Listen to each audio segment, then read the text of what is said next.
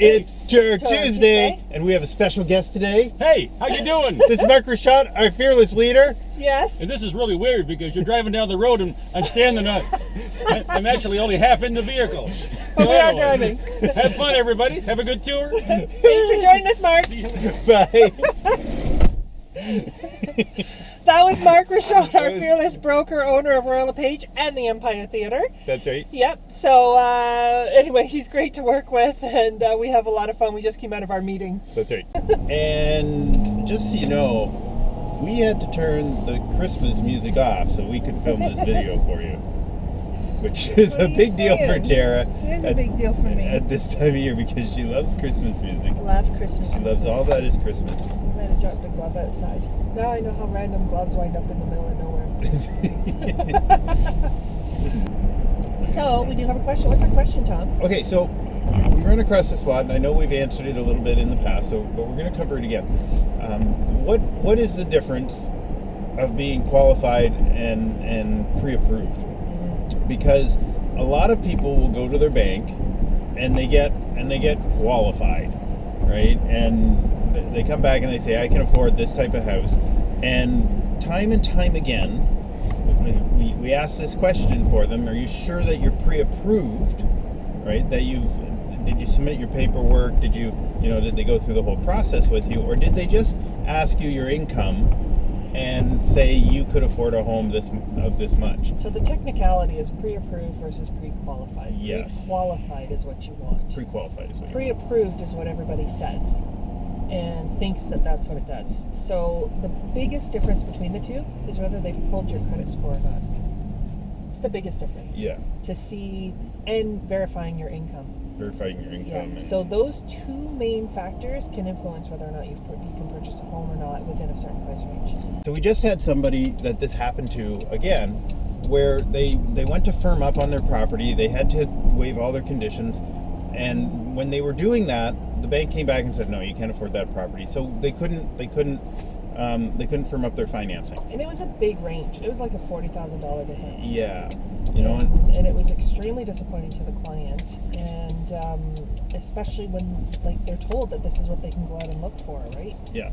And I'm going to call out Bank of Montreal on this one because two people there screwed up. Because two people that's happened with, and what really needs to happen is these people are buying homes.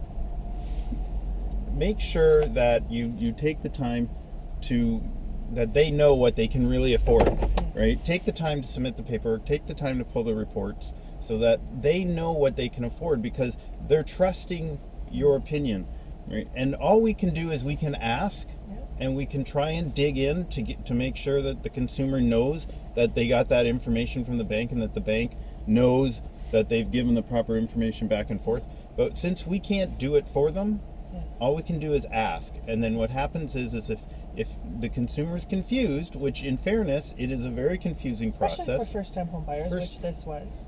Then they can't, then they come forward, they think they can buy a home, and then they find out later that they can't after they've made an offer. Or it's a lot less than what they expected. Exactly. Yeah. Or we're scrambling.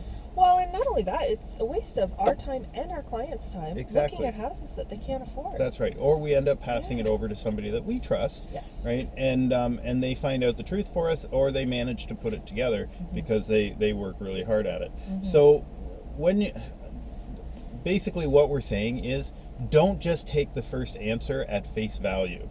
Right? When you're talking to your mortgage professional, whether it's at a bank, whether it's a mortgage broker, ask the questions, find out if they pulled the credit report for you, find out if there's any paperwork that they need from you to confirm your income and verify your employment, that sort of thing. Ask them, did you take a credit bureau, pull the credit bureau? Yeah, you don't want just you should be fine. No. Right? You need a number.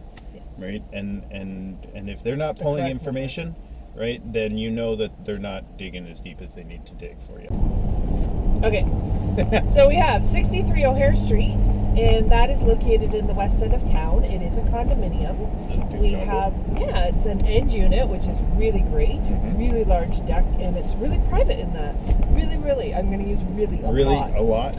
So there's 4 bedrooms. It's a 2-story townhouse style, and there's 4 bedrooms on the second level, along with a 4-piece bath. And then on the main level, there is a really large living room. You'll see the dimensions online.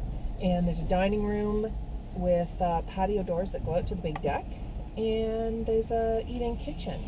Then there's actually a finished basement that has a 2-piece bath, the laundry room, big laundry room, and a small rec room, a playroom, den, whatever you want to use it for. And there is also a walkout to the garage, which is a single attached garage. Yes. Yeah. So O'Hare Street's a nice street, lots of condos along there, and it's $159.9 right now. And we're going to be receiving offers the end of the week.